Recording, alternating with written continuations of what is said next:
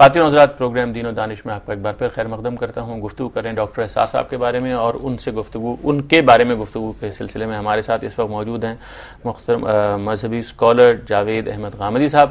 غامدی صاحب السلام علیکم. وعلیکم السلام. غامدی صاحب، ہم گفتگو کر رہے ہیں ڈاکٹر اسرار صاحب کے بارے میں، اور ہمارے ساتھ تشریف فرمائے ان کے صاحبزادے عاقب سعید صاحب.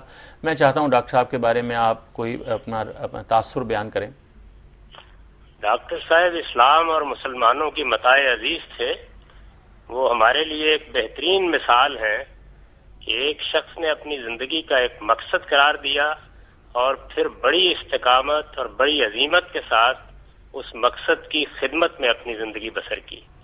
ڈاکٹر صاحب ایک وسیع المطالعہ شخصیت تھے. ان کی جدید قدیم چیزوں پر بڑی اچھی نظر تھی، اور وہ اپنی بات کو بڑے سلیقے کے ساتھ کہنے کا ہنر جانتے تھے. ہمارے ہاں بہت کم لوگ اتنے شستہ اور اتنے اعلیٰ اسلوب میں اپنا مدعا بیان کر سکتے ہیں جیسی صلاحیت اللہ تعالیٰ نے ڈاکٹر صاحب کو دی تھی. پھر انہوں نے پوری کوشش کی کہ جس دینی تصور کو وہ درست سمجھتے تھے اسے لوگوں کے ذہن میں اتاریں، اس کے مطابق ان کی تربیت کریں. اس کے لیے انہوں نے ایک تنظیم بھی قائم کی. اس لحاظ سے وہ بڑی ہمہ جہت شخصیت تھے، اور اپنی زندگی کا ایک ایک لمحہ انہوں نے اپنے اسی مقصد کی نظر کر دیا. ان کی ایک بہت بڑی خوبی یہ بھی تھی کہ وہ جو کچھ صحیح سمجھتے تھے اسے برملا کہتے تھے. اس میں ادنا درجے کی کوئی مداحنت کبھی نہیں کرتے تھے، اور انہوں نے اپنے بچوں کو، اپنے اہل خاندان کو بھی اسی مسلک کا پابند کیا، اور ان کو بھی یہ ذوق دینے کی کوشش کی کہ وہ اپنی زندگی انہی مقاصد کے لیے بسر کریں جو ڈاکٹر صاحب کے اپنے مقاصد تھے.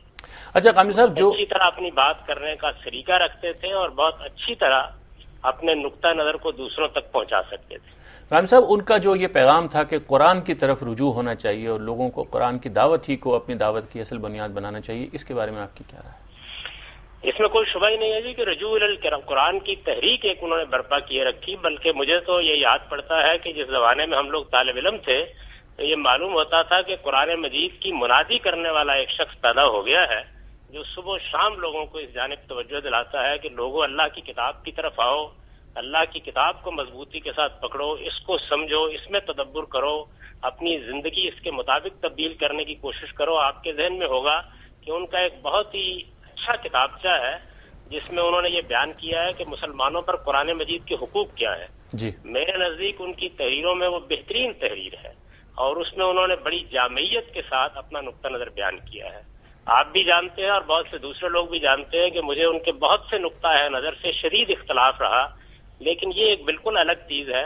اپنے نقطہ نظر کی صلابت میں، اپنے نقطہ نظر پر استقامت میں وہ ایک بے نظیر شخصیت تھے. اور میرا خیال یہ ہے کہ ہم ایک اسلام اور مسلمانوں کی متاع عزیز سے محروم ہوئے ہیں. ان کی محرومی ہم سب کی محرومی ہے، اور ان کی وفات کا غم ہم سب کا غم ہے. بے شک. میں تو چونکہ ملک سے باہر تھا، اس وجہ سے ان کے جنازے میں بھی شریک نہیں ہو سکا. اس کا مجھے ہمیشہ افسوس رہے گا.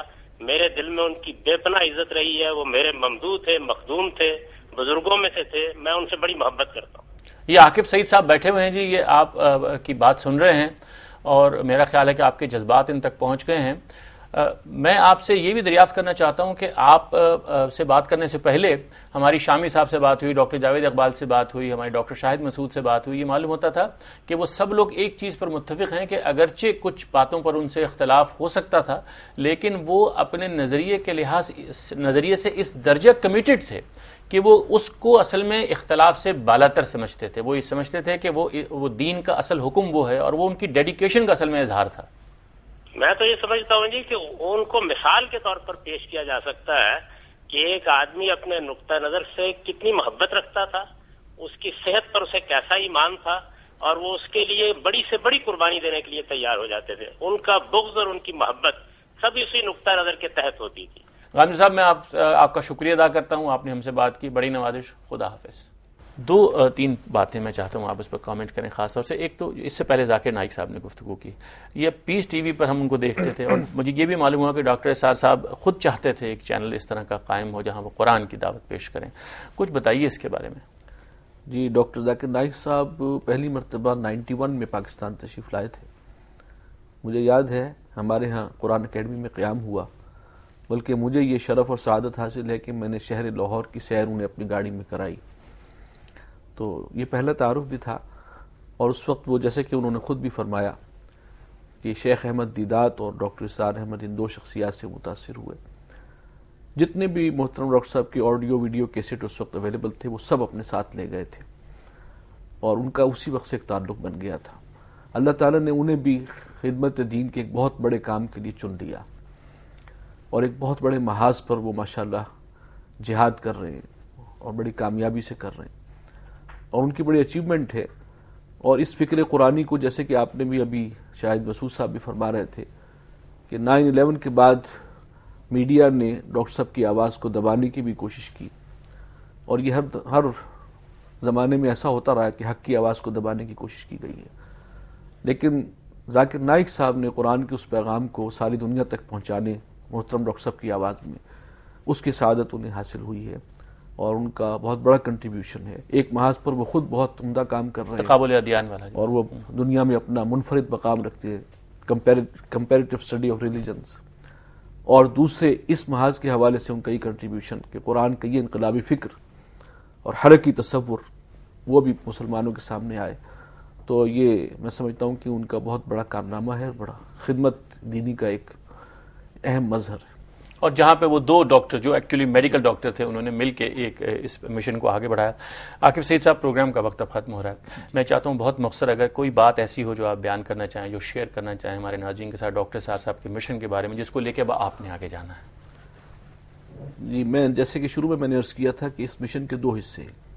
ایک تو تعلق قرآن کے ساتھ جڑ جائے مسلمانوں کا، اس کو پڑھیں، سمجھیں اور عمل کریں، اور اسی سے انسپریشن لیں. ایمان اور یقین اور توکل، یہ ساری متاع یہیں سے حاصل ہوگی. تو یہ پیغام انہوں نے پہنچایا ہے، اب اس پر عمل کر کے لوگ آگے بڑھیں گے تو ان کے لیے صدقہ جاریہ ہوگا انشاءاللہ. مجھے احساس ہے کہ بہت بڑی تعداد میں پاکستان میں ہمارے ایسے دوست اور ساتھی ہیں جنہوں نے محترم والد صاحب کی وفات سے انہوں نے اپنے ان خیالات کا اظہار کیا، جیسے ہمارا بہت قریبی عزیز جو ہے ہم سے بچھڑ گیا. بالکل. تو وہ ہر گھر ہمارے کے اپنے اندر احساسات ایسے جہاں وہ سنے جاتے تھے، جہاں قرآن کا پیغام ان کی زبان سے پہنچ رہا تھا، وہ سب انہیں اپنی فیملی کا حصہ سمجھتے تھے، اور احسان مندی کے جذبات بھی ہیں کہ خیر کی بات ان کے ذریعے پہنچی. تو ان کے ان 2 کاموں میں آگے تعاون کرنا اصل میں یہ ہوگا کہ آپ ان کے ساتھ حل جزاء الاحسان الا الاحسان، احسان مندی کا تقاضا یہ ہے کہ اب آپ بھی ان کے لیے صدقہ جاریہ بنے کہ قرآن کے ساتھ ہر مسلمان کا وہ تعلق ہو، اور پھر قرآن پر خود بھی عمل کرے، اور وہ نظام دین حق جو قائم ہوا تھا دور خلافت راشدہ میں، جس کے لیے حضور صلی اللہ علیہ وسلم اور صحابہ نے بڑی قربانیاں دی تھیں، اس کو دوبارہ قائم کرنے کی جد و جہد کریں. یہ ان کا زندگی کا مشن تھا، اور اس مشن میں جو لوگ آگے بڑھیں گے وہ یقیناً میں سمجھتا ہوں کہ ان کی احسان مندی کا بھی اجر گویا کہ صلہ عطا کر رہے ہیں، اور ان کے لیے صدقہ جاریہ بنیں گے. تو میری قوم سے پیغام، قوم کے نام میرا پیغام یہی ہے کہ ان معاملے میں پیش رفت کریں تاکہ ان کی روح کو بھی اطمینان حاصل. میں یہاں پر آپ کا اور دنیا ٹی وی کا چینل کا بھی شکریہ ادا کرنے کے ساتھ ساتھ محترم ڈاکٹر صاحب کے تمام عقیدت مندوں سے بھی یہ گزارش کرنا چاہوں گا، بلکہ ایک معذرت پیش کرنا چاہتا ہوں کہ ان کے جنازے میں تقریباً 50,000 سے لے کر 1 لاکھ تک کا اندازہ ہے کہ لوگ پہنچے. بہت سے لوگ نہیں پہنچ سکے، رش کی وجہ سے ٹریفک جیم ہو گیا، اور ہم نے وعدہ کیا تھا کہ ہم چہرہ بھی دکھانے کا اہتمام کریں گے جنازے کے بعد. لیکن اس وقت ہجوم کا ریلا اور سیلاب اس طرح سے بے قابو تھا ممکن نہیں رہا، اور ہمیں اس وعدے کے خلاف عمل کرنا پڑا، اور ان کی میت کو پھر ہم اٹھا کر لے گئے تھے ایمرجنسی میں.